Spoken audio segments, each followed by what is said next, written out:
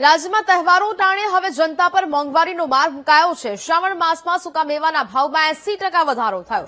કિસમિસ, બદામ અને ઇલાયચી મોંઘા થતા જનતા પરેશાન છે।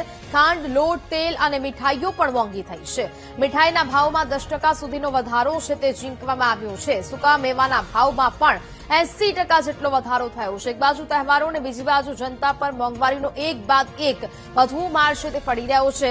શ્રાવણ મહિનો ચાલી રહ્યો છે ને તેમાં પણ હવે સૂકા મેવાના ભાવમાં 80% જેટલો વધારો કરવામાં આવ્યો છે। કિસમિસ, બદામ અને ઇલાયચી મોંઘા થયા છે। બીજી બાજુ જનતા પરેશાન થઈ રહી છે। ખાંડ, લોટ, તેલ અને મીઠાઈઓના ભાવમાં પણ વધારા કરવામાં આવ્યા છે। મીઠાઈના ભાવમાં 10% સુધીનો વધારો છે તે વેપારીઓ ઝીંકી શકે છે।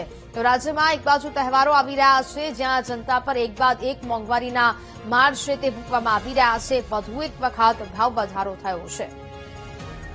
સંવાદદાતા ભૌમિક ફોન લાઈન પર જોડાયા છે। ભૌમિક, રાજ્યમાં એક બાજુ તહેવારો આવી રહ્યા છે, બીજી બાજુ એક બાદ એક ચીજ વસ્તુઓના ભાવ વધારા થઈ રહ્યા છે। ભૌમિક, બિલકુલ, આપને જણાવી દઉં કે રાજ્યમાં તહેવારોની સિઝન છે। જેમ કે હવે ગણતરીના દિવસોમાં રક્ષાબંધન, ત્યારબાદ જન્માષ્ટમી છે, શ્રાવણ મહિનો ચાલી રહ્યો છે।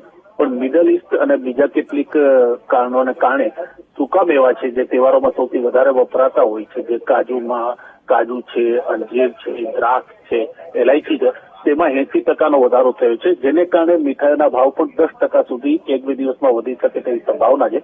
બીજી બાજુ આપણે જણાવી દઉં કે જીવન જરૂરિયાતની ચીજ વસ્તુઓ છે જેમ કે તેલ છે, લોટ છે, ખાંડ છે, તેમાં પણ સતત ભાવ વધારો થવાને કારણે ક્યાંક ને ક્યાંક મધ્યમ વર્ગનું બજેટ ખોરવાયું છે। માનવામાં આવે છે કે જે રીતના અત્યારે સ્થિતિ બની રહી છે, જો આવીને આવી સ્થિતિ ચાલુ રહેશે તો તહેવારના સમયમાં મીઠાઈઓ સહિતની વસ્તુઓ વધારે મોંઘુ થવાની સંભાવના છે। જી બિલકુલ ભૌમિક, જાણકારી બદલ આપનો આભાર।